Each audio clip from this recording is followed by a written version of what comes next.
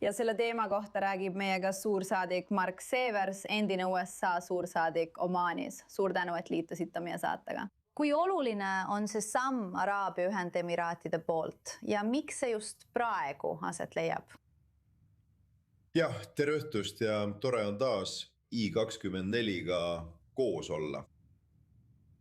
Ma näen seda sammu kui midagi, mida tehakse koos USA-ga. Majandusliku survekampaaniaga, mis kiireneb mitte ainult Iraani sadamate blokaadiga ja nende naftamüügi takistamisega Kaug-Idasse, vaid ka finantsmeetmetega. Pingutused sulgeda tead küll kõva valuutaga kauplemine, millest nad sõltuvad. Ja suur osa sellest toimus vähemalt mõnede raportite kohaselt läbi Dubai. Nii et see on väga-väga oluline. Ja see peaks suurendama USA pingutusi, et avaldada Iraani režiimile suuremat majanduslikku survet. Mis puudutab nende kavatsust sõjaliselt vastata või tegevusulatust laiendada, siis vaatame, mis saad. Nad praalivad palju. Nad esitavad ähvardusi, mida nad ei suuda täide viia. Aga ma arvan, et kui nad midagi sellist teeksid, oleks USA vastus üsna laastav. Nii et eks näis. Iraani puhul tundub, et see ongi see fraas eks näis, aga kui palju see võiks otseselt mõjutada Iraani majandust? Seda kirjeldatakse kui ränka lööki. Õige. Ei, ma arvan, et see on tõesti ränk löök, eriti koos kõigi nende meetmetega, mida USA rahandusministeerium rakendab ja USA mereblokaadiga. See on veel üks osa sellest. Lisaks oli Iraani ja Araabia Ühendemiraatide vaheline kaubavahetus enne sõda $70 miljardi ulatuses. Ma arvan, et Araabia Ühendemiraadid olid nende suuruselt teine kaubanduspartner pärast Hiinat. Ja see kõik on nüüd katkestatud. Ma usun, et sellel on üsna suur mõju. Kui üllatav see samm teie arvates on ja kas see võiks otseselt muuta Iraani kalkulatsioone?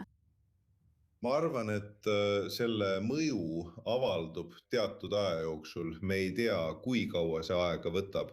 Ma arvan, et varem võib-olla USA...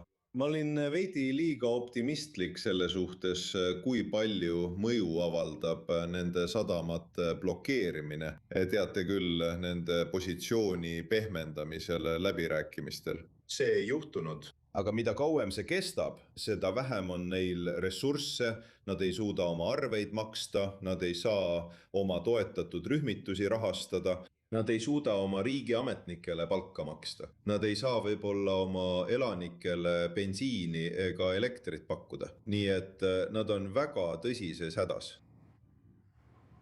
Teine pool sellest on muidugi see, et väina sulgemisel ja tarneahelate katkestamisel on mõju rahvusvahelistele energiaturgudele.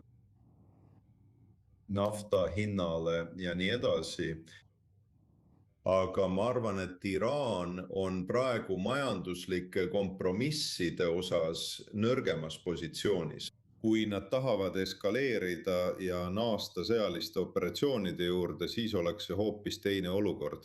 Aga ma näen palju põhjuseid, miks nad seda ei pruugi teha. Kas sa arvad, et siin võib tekkida omamoodi lumepalli efekt, kus teised Pärsia lahe riigid reageerivad samamoodi või sarnaselt? Ja kas see muudaks kuidagi siinset tulemust või arvestusi? Teised, tead, Saudi Araabia on suur tegija ja Saudi Araabia on sõja ajal olnud oma suhetes Iraaniga palju ettevaatlikum. Ma arvan, et Araabia Ühendemiraadid on olnud Iraani survele vastu seistes üsna otsekohesed. Saudi Araabia laevad tead, liiguvad samuti läbi Punase mere. Araabia poolsaare teisel küljel ning Bab al-Mandabi piirkonnas ründavad neid Huti mässulised. Aga mulle ei tundu, et hutid oleksid kas võimelised või valmis seda jätkama.